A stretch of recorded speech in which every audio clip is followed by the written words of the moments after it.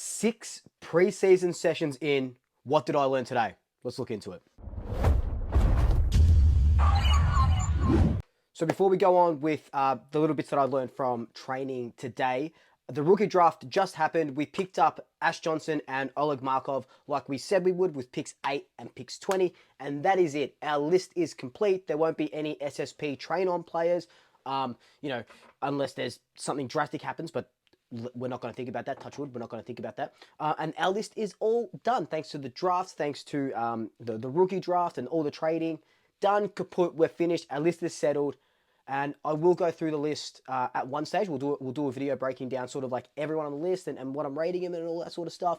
But I think it was a very, very, very good off-season. I think the drafting from what we had, like I said in my video this morning, from what we had in our hands with the draft picks, I think we did really well to bring in a key back, a key defender, and a small forward that could probably not compete with Bobby, but work in tandem with Bobby. After we lose Joe Richards, after we have lost, Harvey Harrison until probably midway through, 3/4 of the way through the season. But with that out the way, let's get into training.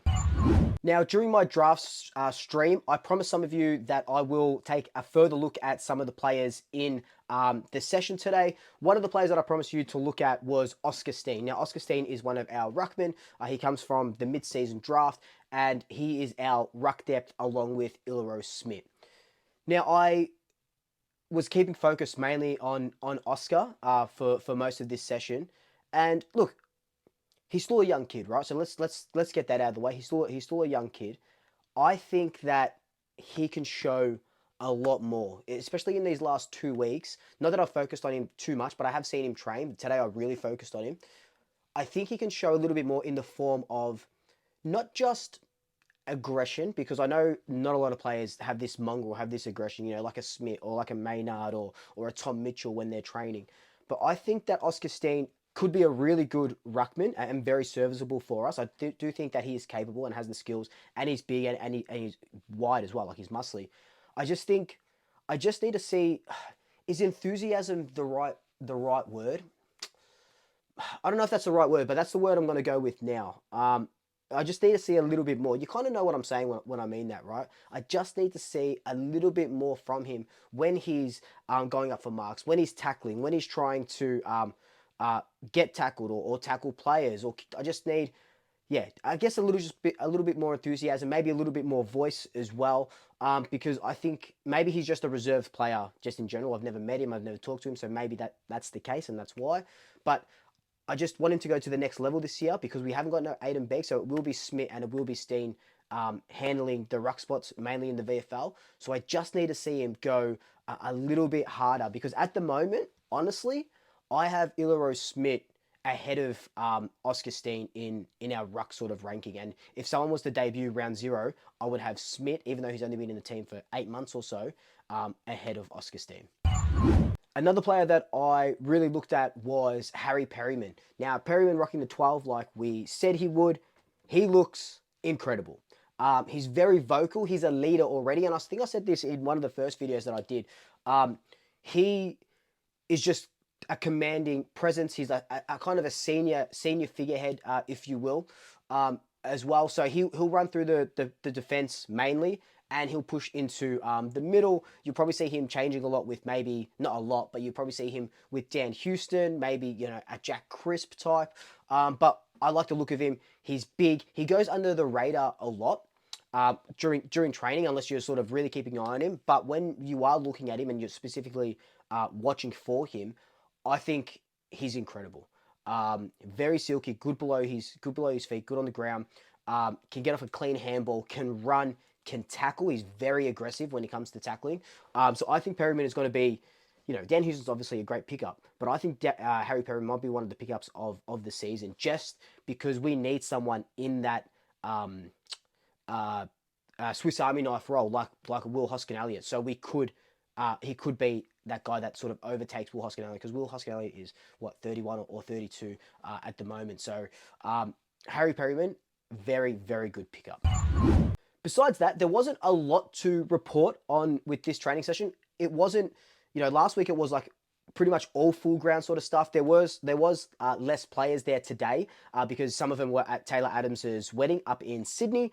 Everyone returns back on the Monday, the 25th. So that's Nick Dacos, Josh Dacos, all of the new players. So be prepared for a lot of videos focusing on the Dacoses, mainly Nick, and focusing on the new kids as well. So be prepared for those on Monday and on Tuesday.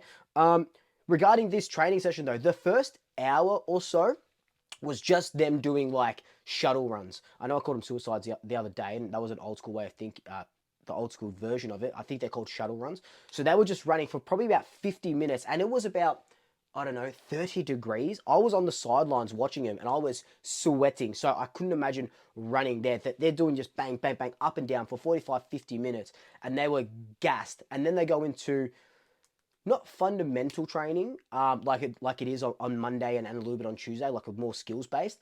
But it's a little bit of scenario training, lots of tackling. I know I say this all the time, but it's once it's in your head and once that glass shatters in your head, you can just constantly see it. Everything is about tackling, and I think that's Matty Boyd bringing that from when he was at the place previously at Freo and now back here.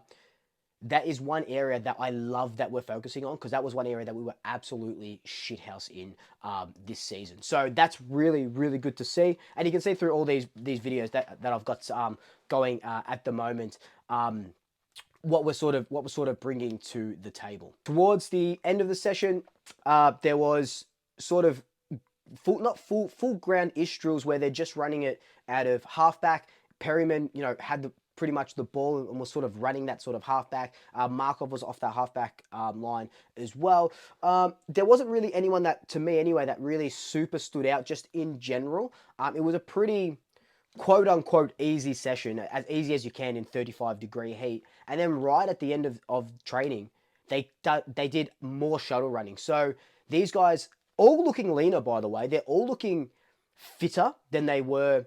Not that they weren't fit last season, but some of the guys hit the gym a little bit more and stuff like that. But they are looking leaner now. So you can probably tell and probably start seeing that they will be looking for more run and carry, which we were great in 2022, great in 2023. And it dropped off a little bit last season. But that was more of a horses for courses sort of thing, because we had so many injuries, etc., etc. But Monday is when everything fully kicks off. Everyone will be there. Jamie Elliott, we're hoping DeGoey is there as well. If not, you guys will know, be the first to know. But it's going to be very, very interesting going forward now for the next few weeks until they take their Christmas break. But again, this was just one of those sessions that it was bloody hot. It was bloody hot, so maybe they just didn't want to smash them as much as we wanted them to. But it was a good session. There wasn't any injuries or anything like that. And yeah, it was just a good session all the way around. I didn't end up doing a swooping around, unfortunately. One, there wasn't a lot of people, and two, it was just too hot for me to bloody move. But hopefully there's going to be more people on Monday because of the Dacoses back. So I'll try and do something there as well. But look, guys, good session. We're 6 sessions into the preseason. Let me know on Monday if you want me to look for any other players in particular, or you're happy with me doing the Dacos brothers and the new players. But until then, like, comment, subscribe, tell your family, tell your friends, tell your pets, and until next time, double shackers. I'll swoop you later.